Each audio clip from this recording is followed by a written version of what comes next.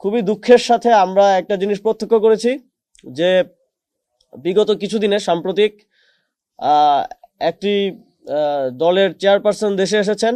আমরা অবশ্যই তাকে আমরা আমাদের পার্টির পক্ষ থেকেও সকলের পক্ষ থেকে ব্যক্তিগত ভাবেও স্বাগত জানিয়েছি। তবে তারপরে আমরা যেটা দেখলাম সেটা বাংলাদেশের গণতন্ত্রের জন্য একটা অশনি সংকেত। আমরা দেখলাম যে বিভিন্ন সরকারি কর্মকর্তারা, বিভিন্ন গোয়েন্দা সংস্থার প্রধানগণ একটা পার্টি অফিসের দিকে তাদের কেবলা ঠিক করে ফেলেছেন। তারা সেখানে নিয়মিত যাচ্ছেন এবং আমরা মনে করছি যে এটা বাংলাদেশের গণতন্ত্রের জন্য হুমকি স্বরূপ। আমরা বিগত সময়ে যেই ইল প্র্যাকটিসগুলো দেখে এসেছিলাম আওয়ামী ফ্যাসিবাদের সময়, সেগুলো আবারও দেখা যাচ্ছে, সেগুলো আবারও মাথা চেড়ে দিয়ে উঠছে। আমরা বাংলাদেশের সবসময়ই দেখেছি প্রশাসনের ঝোঁক থাকে ক্ষমতাসীনদের প্রতি, কিন্তু ক্ষমতাসীন হওয়ার আগেই, মানুষের জনরায় প্রকাশিত হওয়ার আগেই এই ধরনের ধৃষ্টতা আমরা কোনোভাবেই মেনে নেব না। এবং আমরা সরকারকে এবং নির্বাচন কমিশনকে আহ্বান জানাবো যে যারা সেখানে গিয়েছেন তারা স্পষ্টভাবেই তাদের সরকারি চাকরির যে বিধিমালা সেটা লঙ্ঘন করেছেন এবং একই সাথে বাংলাদেশের মানুষের আগামী নির্বাচনে জনরায় দেওয়ার এবং ভোটাধিকার প্রয়োগ করার যে একটা উৎসাহ ছিল, সেই উৎসাহেও ভাটা পড়েছে এই ধরনের কার্যক্রমের মধ্য দিয়ে। আমরা সরকারকে আহ্বান জানাবো যে যারা সেখানে গিয়েছেন তাদের বিরুদ্ধে দ্রুত শাস্তিমূলক ব্যবস্থা গ্রহণ করা এবং এটা জনগণের কাছে নিশ্চিত করা যে জনগণের ভোটাধিকার দেওয়ার জন্য এখনো সুযোগ বাকি আছে, এখনো আপনাদের মধ্যেই কোনো সেটেলমেন্ট হয়ে যায় নাই। এই কনফিডেন্সটা আপনাদেরকেই আনতে হবে। এখনো যখন রাস্তায় বের হই, মানুষ জিজ্ঞেস করে যে ভাই নির্বাচন কি হবে কিনা। তো আমি মনে করি যে এটা সরকারের এবং নির্বাচন কমিশনের ব্যর্থতা যে এখন পর্যন্ত মানুষকে ওই কনফিডেন্সটা তারা দিতে পারেননি যে নির্বাচন হবে কি হবে না এটা নিয়ে মানুষের মধ্যে শঙ্কা আছে। যখন এই বিষয়গুলো নিয়ে শঙ্কা থাকে তখন মানুষ আসলে ভোটাধিকার প্রয়োগের ক্ষেত্রে আগ্রহ পান না। এবং আরেকটি বিষয় আমরা নির্বাচন কমিশনের দৃষ্টি আকর্ষণ করেছি, সেটা হচ্ছে আমরা দেখি যে অনেক এলাকাতেই এখনো সন্ত্রাসীরা, সশস্ত্র সন্ত্রাসীরা এবং চিহ্নিত সন্ত্রাসীরা খোলা আসমানের নিচে ঘুরে বেড়াচ্ছে। তাদেরকে জেলখানার বাইরে রেখে কোনোভাবে একটা সুষ্ঠু নির্বাচন আয়োজন করা সম্ভব না। এটা আমরা আমাদের তফসিল ঘোষণার পরের দিনই দেখেছি। আমাদের সহযোদ্ধা শরীফ ওসমান বিন হাদি তিনি গুলিবিদ্ধ হয়েছেন এবং পরবর্তীতে তিনি শহীদ হয়েছেন। তো সন্ত্রাসীদেরকে যদি, চিহ্নিত সন্ত্রাসীদের প্রত্যেকটা থানার কাছে কিন্তু ইনফরমেশন থাকে যে ওই থানার অধীনে কোন কোন সন্ত্রাসীরা ঘুরে বেড়াচ্ছেন, কাদের কাছে অস্ত্র আছে, অবৈধ অস্ত্র আছে, কারা মাদকের কার্টেলগুলো চালান। তো ওই ইনফরমেশনগুলোকে কাজে লাগিয়ে অতি সত্বর তাদেরকে গ্রেফতার করতে হবে। সারা দেশব্যাপী গ্রেফতার অভিযানের মাধ্যমে তাদেরকে গ্রেফতার করে মানুষকে নিশ্চয়তা দিতে হবে যে মানুষ নিরাপদে, নির্বিঘ্নে, সুষ্ঠু এবং নিরপেক্ষ নির্বাচনে তাদের ভোটাধিকার প্রয়োগ করতে পারবেন। এই বিষয়টা আপেক্ষিক। এই বিষয়ে আমরা নির্বাচনের পরের দিন বলতে পারবো যে এই কমিশন কতটুকু সুষ্ঠু এবং নিরপেক্ষ নির্বাচন আয়োজন করতে পারলো কি পারলো না।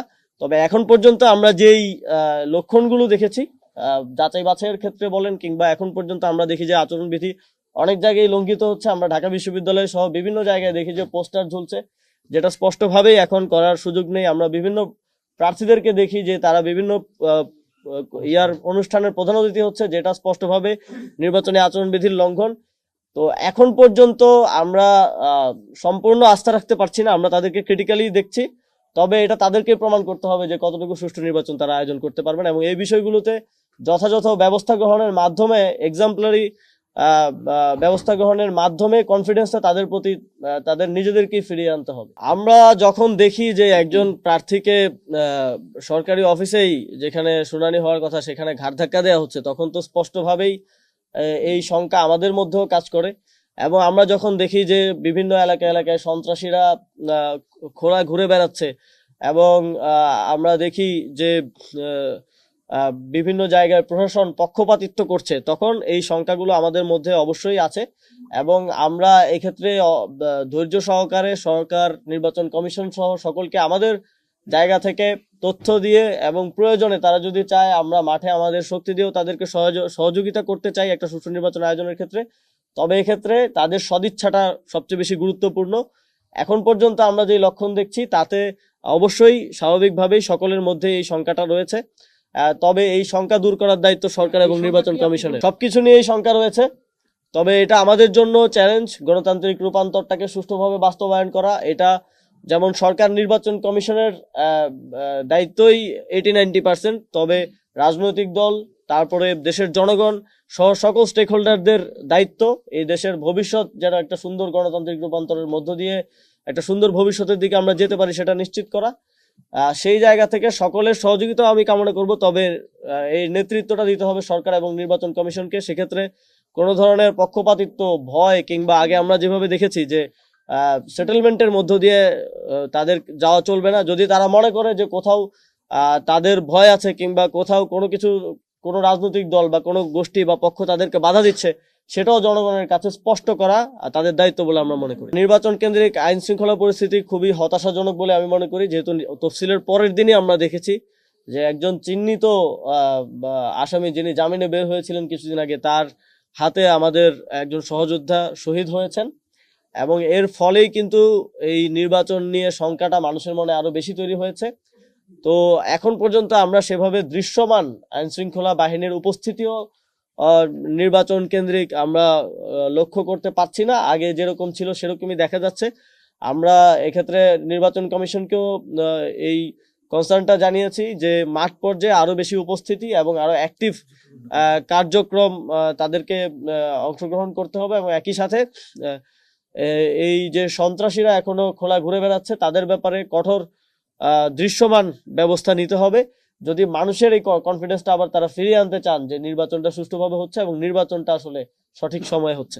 আমরা এখনো দেখতে চাচ্ছি, আমরা এখনো নির্বাচন কমিশন এবং সরকারের সদিচ্ছা এবং তারা যে পক্ষপাতিত্ব মুক্তভাবে কাজ করছেন এই বিষয়ে তারা আমাদেরকে আস্থা দেওয়ার চেষ্টা করেছেন।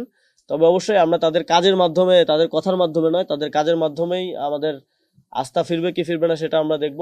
তবে আমরা যদি দেখি যে তারা কোনোভাবে এই নির্বাচনকে একতরফা কোনো একটা নির্বাচন আয়োজনের দিকে নিয়ে যাচ্ছেন, যেটা আমরা ইতিপূর্বেই শঙ্কা প্রকাশ করেছি যে একটা পার্টির পলিটিক্যাল অফিসের দিকে আমরা দেখছি যে নিয়ম বহির্ভূতভাবে অনেক সরকারি কর্মকর্তারা এবং গোয়েন্দা সংস্থার প্রধানরা যাওয়া শুরু করেছেন।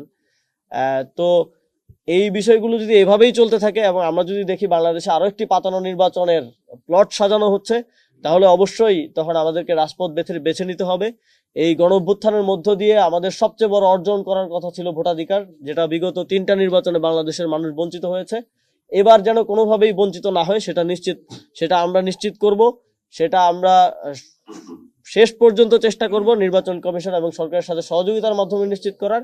কিন্তু যদি তা সম্ভব না হয় তাহলে প্রয়োজনে আমরা রাজপথে নামতেও প্রস্তুত আছি। আপনারাই তো কভার করেছেন, আমরা দেখলাম যে এনএস এর প্রধান তিনি একটা দলের প্রধানের সাথে পার্টি অফিসে গিয়ে সাক্ষাৎ করেছেন। যদি কোনো ধরনের নিরাপত্তা সংক্রান্ত বিষয়ে সাক্ষাৎ করার বিষয় থাকে সেটা যে কোনো রাজনৈতিক দলের সাথে গোয়েন্দা সংস্থার প্রধানরা হয়তো সাক্ষাৎ করতে পারেন, কিন্তু সেটা পার্টি অফিসে যাওয়াটা আমাদের জন্য অশনি সংকেত বলে আমরা মনে করি। এবং সরকারি কর্মকর্তাদের সাথে বৈঠক, এটাও আমরা নিয়ম বহির্ভূত এবং এটাও এই নির্বাচন এবং ভোটাধিকার প্রয়োগের ক্ষেত্রে জনগণের মধ্যে একটা শঙ্কা তৈরি করছে।